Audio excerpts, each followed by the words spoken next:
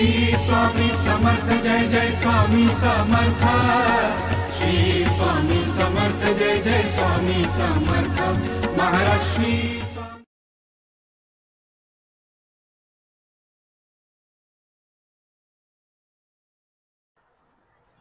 नमस्कार, श्री स्वामी समर्थ। मी अर्पिता टिकम स्वागत करते तुमचं सगळ्यांचं माझ्या YouTube चॅनलवर। सोमवार 8 एप्रिल रोजी सोमवती अमावास्या आहे।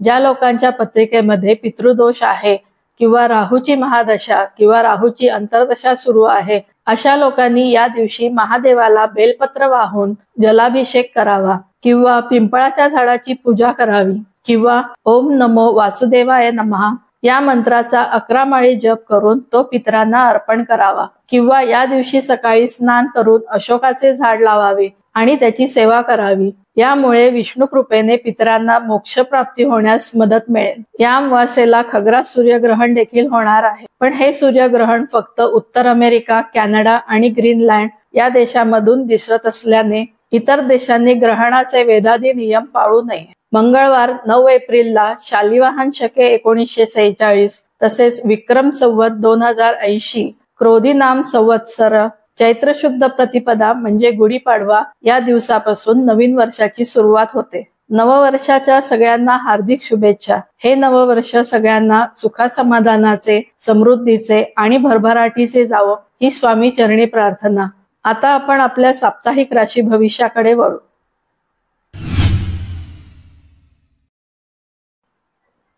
मेष रास, आठवड्याच्या सुरुवातीला चंद्राचे भ्रमण राशीच्या व्ययस्थानातून होत आहे। व्ययश गुरु लग्न स्थानामध्ये आहे। नवीन वर्षासाठी खर्च होणे हे साहजिकच आहे। तुमच्यासाठी नवीन वर्षाची सुरुवात अत्यंत चांगली होणार आहे।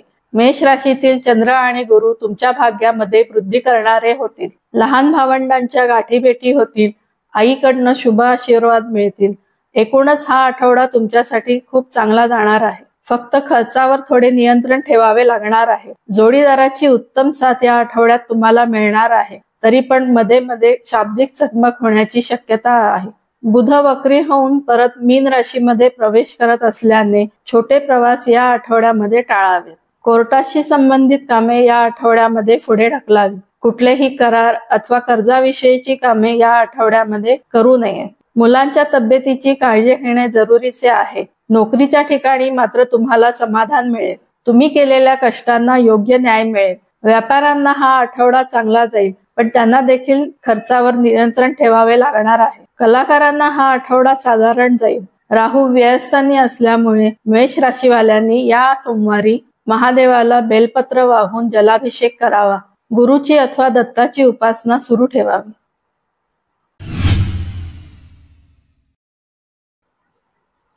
वृषभ रास, आठवड्याच्या सुरुवातीला चंद्राचे भ्रमण राशीच्या लाभस्थानातून होत आहे। लाभेश गुरु व्ययस्थानामध्ये असल्याने खर्चावर पाहिजे तसे अजून नियंत्रण आलेले नाही। या आठवड्यात खर्च होणे साहजिकच आहे। नवीन वर्षाच्या निमित्ताने कुटुंबातील सगळ्यांना खुश ठेवण्याचा प्रयत्न करा। हा आठवडा तुमच्यासाठी चांगला जाईल। नोकरीच्या ठिकाणी कामात आणि जबाबदारीमध्ये वाढ झालेली असेल। राशी स्वामी शुक्र लाभस्थानात असल्याने तुम्हाला बरेच लाभ होतील। बरीच अडकलेली कामे या आठवड्यामध्ये पूर्ण होताना दिसतील। त्यामुळे तुमच्यामध्ये उत्साह आणि ऊर्जा वाढलेली आहे। जोडीदारासाठी या आठवड्यात थोडा वेळ काढावा लागेल। व्यापारी वर्गाला हा आठवडा चांगला जाईल। धनेश बुध वक्री होऊन लाभस्थानात जाणार आहे, त्यामुळे पैशा संबंधित कामामध्ये अडचणी येऊ शकतील। गुंतवणूक करताना सावधानता बाळगावी लागेल। एकूणच नवीन वर्षाची सुरुवात कामाच्या दृष्टीने चांगली होईल, मात्र खर्चावर नियंत्रण ठेवावे लागेल। मारुतीची उपासना सुरू ठेवा।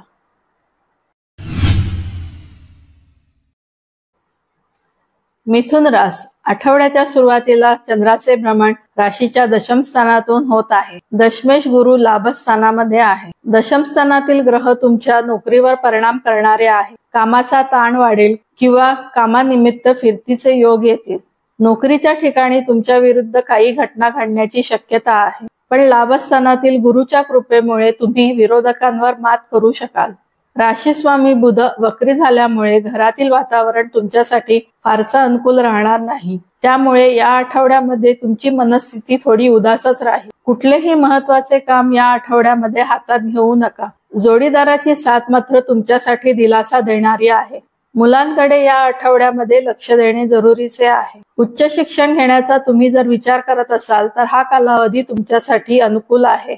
मारुतीची उपासना सुरू ठेवा.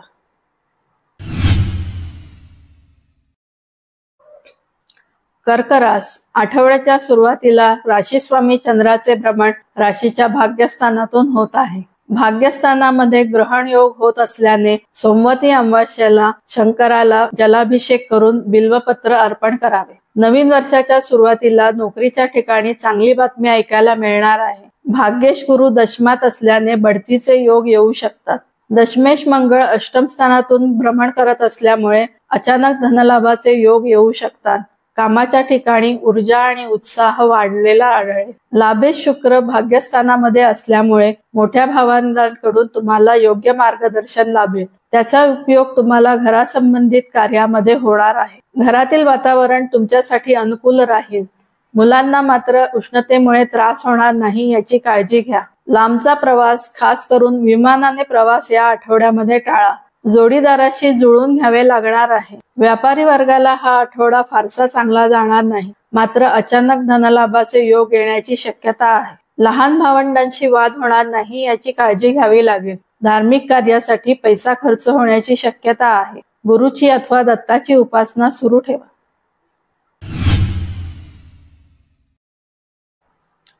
सिंह रास. आठवड्याच्या सुरुवातीला चंद्राचे भ्रमण राशीच्या अष्टम स्थानातून होत आहे. आरोग्याची काळजी घेणे आवश्यक आहे. नवीन वर्षाची सुरुवात भाग्यस्थानातून होणार आहे, त्यामुळे या आठवड्यामध्ये तुमचा उत्साह वाढलेला असेल. धनेश लाभेश बुध वक्री झाल्यामुळे आर्थिक व्यवहार जरा जपून करा. खर्चावर नियंत्रण ठेवावे लागणार आहे. नोकरी व्यवसायामध्ये तुमच्यासाठी अचानक धनलाभाचे योग येणार आहे. कामानिमित्त प्रवास या आठवड्यामध्ये करावा लागू शकतो. आपल्या प्रकृतीला सांभाळूनच हे सगळं तुम्हाला करावं लागणार आहे. मुलांकडून चांगले सहकार्य मिळाल्यामुळे त्यांच्याविषयीची तुमची चिंता थोडी कमी होईल. जोडीदाराची साथ या आठवड्यामध्ये चांगली मिळणार आहे, पण तरी मध्ये मध्ये कुरबुर होऊ शकते. त्यामुळे शक्य असेल तर घराबाहेर फिरण्याचा मार्ग निवडा. आठवड्याच्या शेवटी राशीस्वामी रवी भाग्यस्थानामध्ये प्रवेश करेल, त्यामुळे नवीन वर्षाची सुरुवात चांगली होईल. तुमच्या भाग्यात वृद्धी होऊन बरीच अडकलेली कामे मार्गी लागतील. आरोग्यामध्ये हळूहळू सुधारणा होताना दिसेल. गणपतीची उपासना सुरू ठेवा.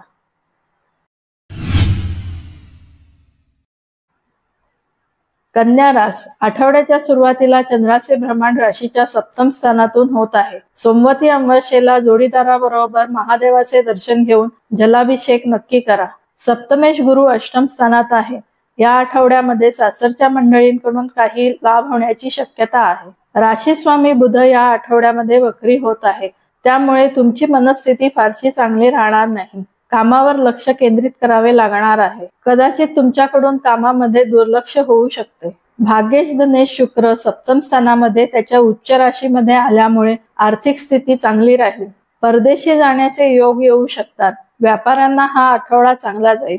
व्ययश रवी या आठवड्याच्या शेवटी अष्टम स्थानामध्ये प्रवेश करत आहे, त्यामुळे तुमच्या आरोग्याबाबत तुम्हाला जागरूक राहावे लागणार आहे. नवीन वर्षाची सुरुवात तुमच्या आरोग्याच्या दृष्टीने फारशी चांगली जाणार नाही. घरातील वातावरण तुमच्यासाठी फारसे अनुकूल राहणार नाही. एकूणच हा आठवडा साधारण जाईल. कुलदेवतेची उपासना सुरू ठेवा.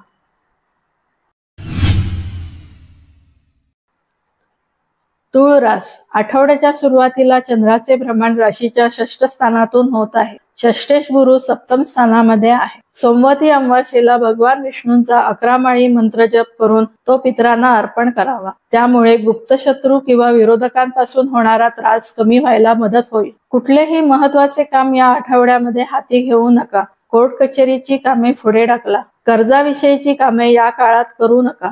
धनेश सप्तमेश मंगळ पंचम स्थानात आल्याने जोडीदाराकडून फायदा संभवतो. कलाकारांसाठी हा आठवडा फार चांगला जाईल. प्रेम प्रकरणात यश प्राप्त होईल.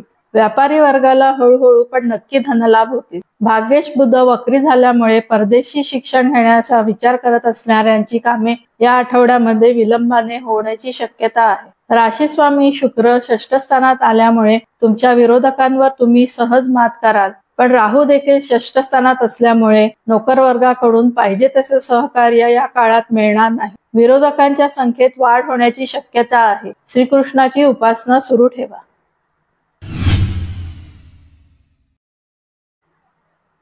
वृश्चिक रास, आठवड्याच्या सुरुवातीला चंद्राचे भ्रमण राशीच्या पंचम स्थानातून होत आहे. सोमवती अमावास्येला महादेवाला जलाभिषेक करून बेलपत्र अर्पण करा. तसेच महामृत्युंजय मंत्राचा जप 108 वेळा केल्यास फारच फायदा होईल. नवीन वर्षाच्या सुरुवातीला चंद्राचे भ्रमण राशीच्या 6ष्ठ स्थानातून होणार आहे. राशी स्वामी मंगळ चतुर्थ स्थानात असल्याने घरातील वातावरण आनंदी राहील. राशी स्वामीचे बल प्राप्त झाल्यामुळे तुमच्या ऊर्जेत आणि उत्साहात वाढ झालेली आहे. नवीन वर्षाचे स्वागत आनंदाने करा. सप्तमेश शुक्र पंचमात असल्याने प्रेम प्रकरणांमध्ये यश प्राप्त होईल. विवाह उत्सुक लोकांचे विवाह लवकर जुळतील. कलाकारांसाठी या आठवड्यामध्ये चांगल्या संधी उपलब्ध होणार आहेत. अष्टमेश लाभेश बुध वक्री झाल्यामुळे तुमच्या इच्छांवर काही काळ बंधन येऊ शकेल, तरी नाराज होऊ नका. नोकरी व्यवसायात बदलीसाठी हा आठवडा चांगला आहे, मात्र बढतीच्या कामासाठी हा महिना थांबावा लागेल. महादेवाची उपासना सुरू ठेवा.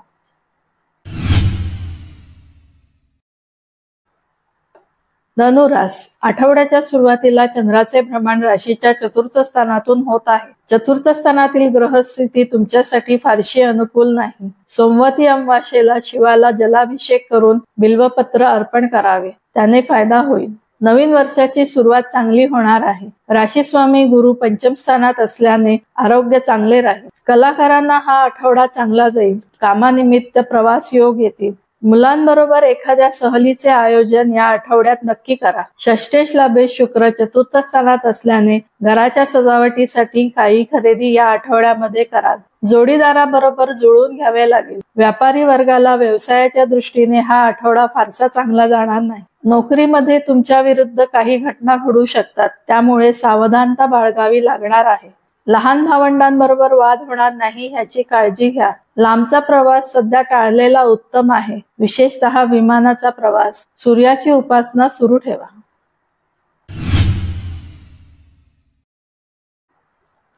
मकर रास, आठवड्याच्या सुरुवातीला चंद्राचे भ्रमण राशीच्या तृतीय स्थानातून होत आहे. तृतीय स्थानातील ग्रह तुमचे मनोधैर्य कमी करू शकतात, त्यामुळे सोमवती अमावास्येला शिवाला जलाभिषेक करावा. राशी स्वामी शनी लाभेशाबरोबर युतियोगात असल्याने आर्थिक स्थिती या आठवड्यामध्ये उत्तम राहील.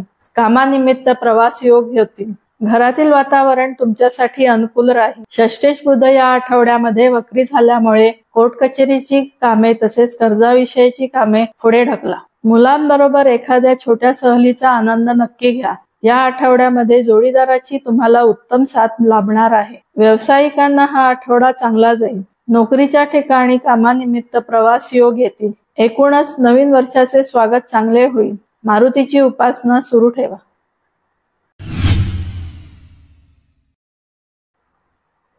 कुंभ रास, आठवड्याच्या सुरुवातीला चंद्राचे भ्रमण राशीच्या धनस्थानातून होत आहे. धनेश गुरु तृतीय स्थानामध्ये आहे. लहान भावंडांना काही आर्थिक मदत तुमच्याकडून होऊ शकते. सोमवती अमावास्येला शंकराला जलाभिषेक करून बेलपत्र अर्पण करा, त्याने कुटुंबामध्ये शांती राहील. धनस्थानातील राहूच्या उपस्थितीने अचानक धनलाभाचे मार्ग खुले होतील. या आठवड्यामध्ये घरासाठी काही खास खरेदी तुमच्याकडून होईल. घरातील वातावरण आनंदी आणि उत्साही राहील. पंचमेश बुध वक्री झाल्याने कलाकारांना या आठवड्यामध्ये फारच कमी संधी उपलब्ध होताना दिसत आहेत. मुलांसाठी या आठवड्यात जास्त खर्च होणार आहे. व्यापारी वर्गाला हा आठवडा चांगला जाईल. व्यापारात चांगला नफा होईल. जोडीदाराची उत्तम साथ या आठवड्यामध्ये मिळेल. नोकरीच्या ठिकाणी वातावरण तुमच्यासाठी अनुकूल राहील. कुलदेवतेची उपासना सुरू ठेवा.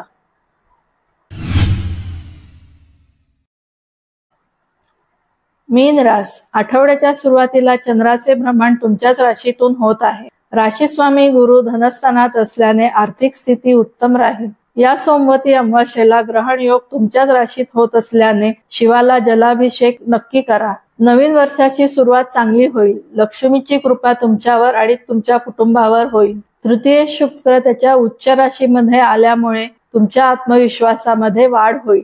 छोटे प्रवास योग येतील. पोस्टातील गुंतवणूक फायदेशीर ठरेल. चतुर्थेश बुध वक्री झाल्यामुळे घरासंबंधीचे व्यवहार या आठवड्यामध्ये करू नका. आईच्या तब्येतीची काळजी या आठवड्यामध्ये घ्यावी लागणार आहे. जोडीदाराची उत्तम साथ या आठवड्यात तुम्हाला मिळेल. मुलांसाठी या आठवड्यामध्ये तुम्हाला वेळ काढावा लागणार आहे. षष्ठेश रवी तुमच्याच राशीमध्ये असल्यामुळे नोकर वर्गाकडून तुम्हाला चांगले सहकार्य लाभेल. नोकरीच्या ठिकाणी धनलाभाचे योग येणार आहे.